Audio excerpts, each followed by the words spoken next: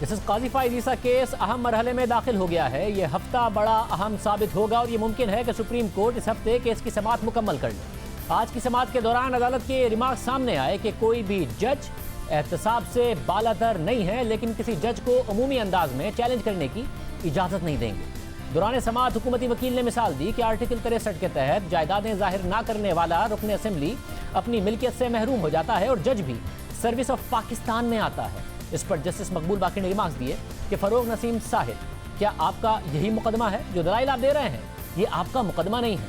इस दौरान बेंच के सरबरा जस्टिस उमर अता बंदियाल ने कहा कि आपका नुक्ता यह था कि मवाद काउंसिल के सामने आने के बाद बाकी चीज़ों की अहमियत नहीं रही। जस्टिस मकबूल बाकी ने रिमार्क्स दिए कि किसी फोरम पर यह साबित करें कि अहलिया को जायदाद खरीदने के लिए जज ने पैसे दिए। फरोग नसीम ने अदालत को बताया कि अभी ये वजाहत देनी है कि प्रॉपर्टीज कैसे खरीदी गई। आज तक इस सवाल का जवाब नहीं दिया गया। इस दौरान जस्टिस मंसूर अली शाह ने सवाल किया कि अहलिया को अपने वालिदैन से कुछ मिले, क्या वो बताना भी शौहर की जिम्मेदारी है? फरोग नसीम ने जवाब दिया कि अहलिया के असासे आमदनी से जायद हैं। इस मौके पर जस्टिस मंसूर अली शाह ने सवाल किया कि ऐसा कौन सा रिकॉर्ड है जिससे अहलिया के असासे आमदनी से ज़्यादा लगते हैं? क्या इस बात का इम्कान है कि FBI अहलिया से ज़राए पूछ ले? फरोग नसीम ने कहा कि FBI पूछे और अहलिया जवाब दे दे तो केस खत्म हो जाएगा।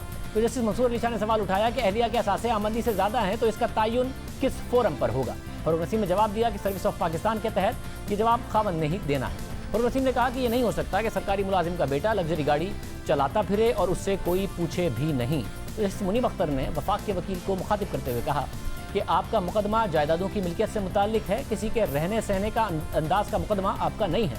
रेफरेंस में मनी लॉन्ड्रिंग और फॉरेन एक्सचेंज की मुंतकली की बात की गई है, इसके बारे में दलाइल दें। समाअत के दौरान जस्टिस मंसूर अली शाह ने अहम रिमार्क्स दिए कि अगर जजेस काबिल एहतसाब हैं तो फिर हुकूमत भी काबिल एहतसाब है। जिस पर फरोग नसीम ने कहा कि हुकूमत का एहतसाब भी होना चाहिए, बिल्कुल होना चाहिए। जायदाद जज की है, लेकिन लगता है कि ट्रायल सदर और वजीर आजम का हो रहा है। जस्टिस मकबूल बाकी ने रिमार्क्स दिए कि बदनीयती के इशू पर बात आगे बढ़ती है तो फिर इसके नताइज भी होंगे। जिस पर फरोग नसीम ने कहा कि नताइज हुए तो फिर वो सब पर और बिला इम्तियाज होंगे। वैसे फरोग नसीम ने अदालत को बताया कि वो कोशिश करेंगे कि अपने दलाइल 2 दिन में मुकम्मल कर लें और अब समाअत कल होगी। आज के प्रोग्राम में इतना ही। आपसे कल के प्रोग्राम में ही मुलाकात होगी। इजाज़त दो।